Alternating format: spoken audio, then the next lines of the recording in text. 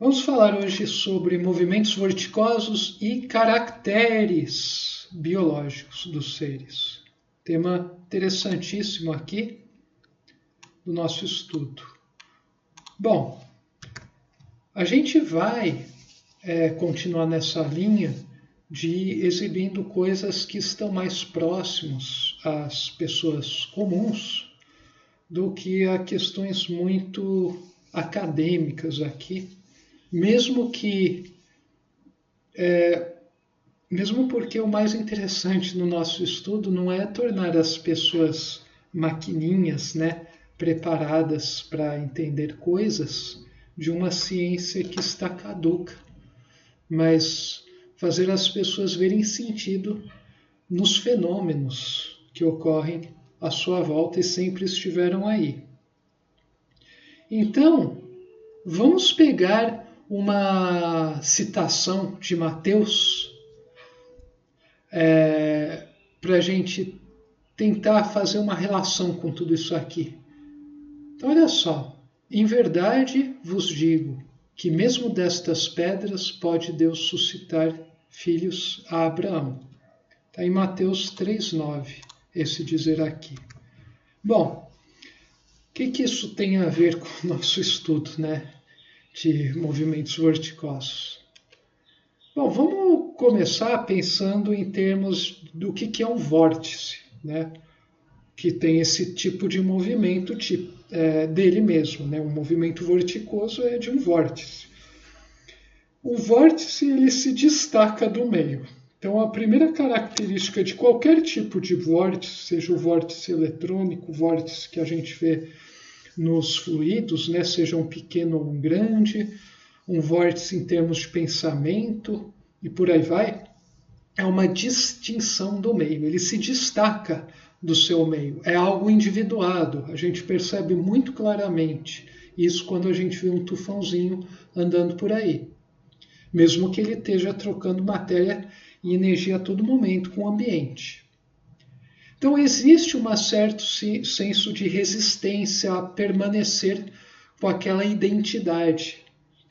A gente pode traduzir isso como um instinto de conservação. No campo da vida, da biologia, isso vai se traduzir como um instinto de conservação do indivíduo e da espécie.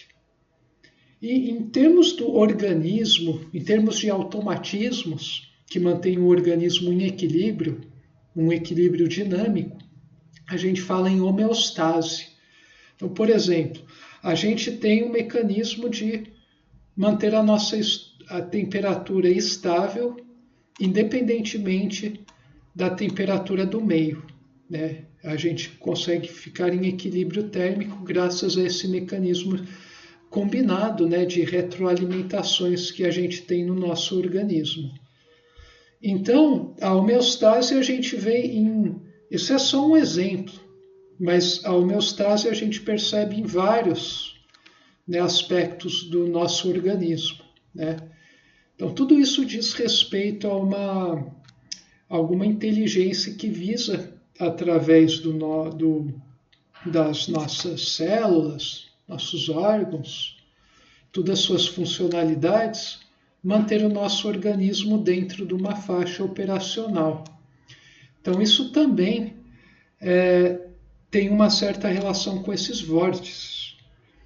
O vórtice é um fluxo que é contínuo, que de certa maneira, um metabolismo. Então, o nosso metabolismo pode ser visto como um vórtice. Isso tem a ver com troca e assimilação. Eu estou sempre trocando matéria, energia e informação com o meio. Um ser vivo troca continuamente matéria, energia e informação com o meio que ele pertence. Se ele não faz isso, ele está morto. Então ele faz isso a todos os momentos, de formas diferentes, com intensidades diferentes, dependendo do momento do dia, mas ele sempre está realizando essas trocas com o meio. E é graças a isso que ele consegue crescer. Ele é um organismo aberto em termos de trocas, mas ele é fechado em termos de organização. né? Organizacionalmente, o organismo é fechado, né? Um ser vivo é algo fechado, né? Existe uma lógica toda própria dele.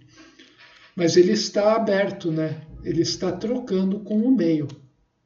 Bom, então a troca tem a ver com isso, a assimilação tem a ver com ele perceber essas coisas e ir incorporando a um aprendizado. Né? Então você está aprendendo quando você está assimilando algo. Né? A assimilação é o aspecto, né, a consequência final dessas trocas incessantes. Né? Você vai assimilando algo, significa que você está sedimentando no seu subconsciente, porque é algo que o seu consciente trabalhou muito, e o seu organismo aceita como algo a ser colocado, né, como fazer parte do seu organismo. Daí tem os automatismos. E o vórtice vital, né, que é o que a gente está vendo aqui, é um vórtice aberto, né, que está intercambiando tudo continuamente com o seu meio. Então essas são as características fundamentais da vida. Quem quiser saber mais sobre esse assunto, tem um livro muito interessante do Fritjof Capra que se chama A Teia da Vida. Ele chega a tangenciar sobre esse aspecto de vórtices. Né? Ele fala sobre isso, só que de uma maneira mais específica, né? Mais direcionado a alguém com mentalidade mais científica, né? Racional, um acadêmico, né? Talvez vá gostar muito disso. Né? Apesar de muitos acadêmicos serem fechados até mesmo para essas questões. Mas é uma visão interessante. Eu vou ver se eu coloco aqui uma referência do livro para quem tiver interesse em ver. Bom, outra coisa também importante aqui é a seguinte. A gente pode fazer uma divisão grosseira aqui, bem simples, dos 3 níveis que a gente tem, que vai da matéria ao espírito, né? Daí a gente pode falar que existe o nível material, o nível biológico e o nível moral. O nível moral é típico dos humanos, né? A gente percebe isso claramente do ser humano para cima. O biológico a gente vê em todas as formas de vida, então a gente não vê no mundo físico, né? Puramente material.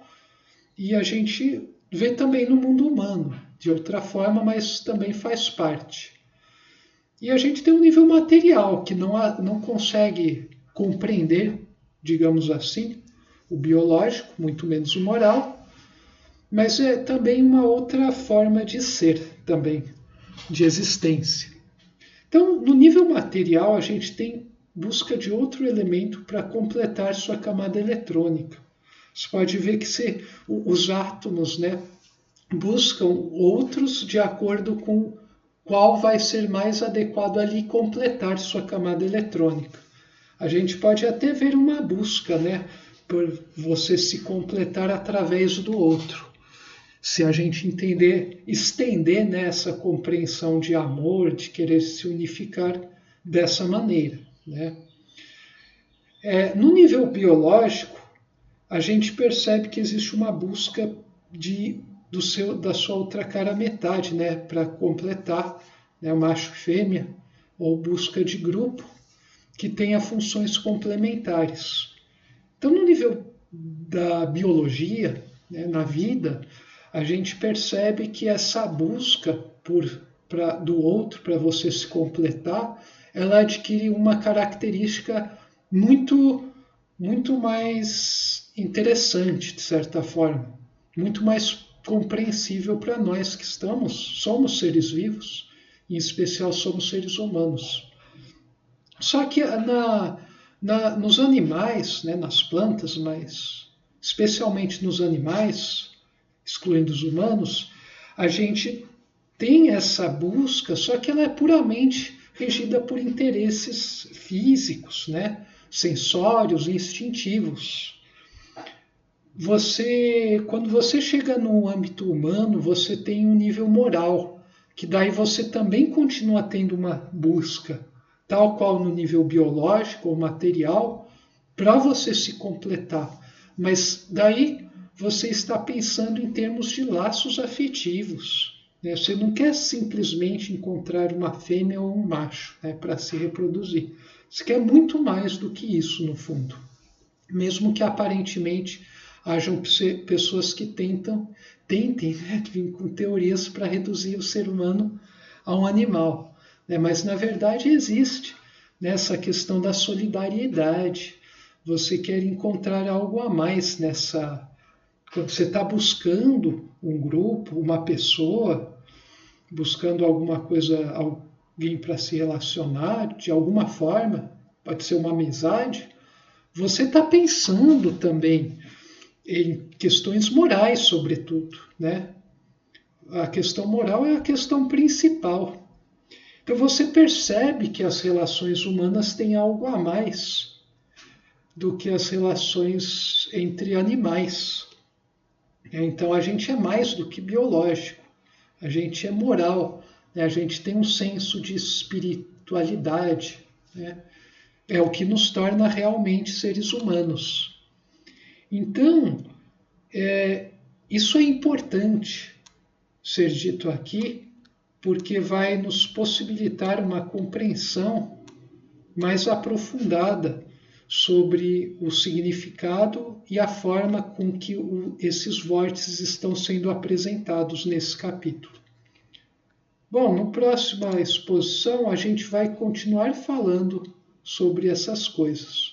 Vamos falar de vontade operante, de vórtice, de destino e de experiências através da dor. A gente se vê lá.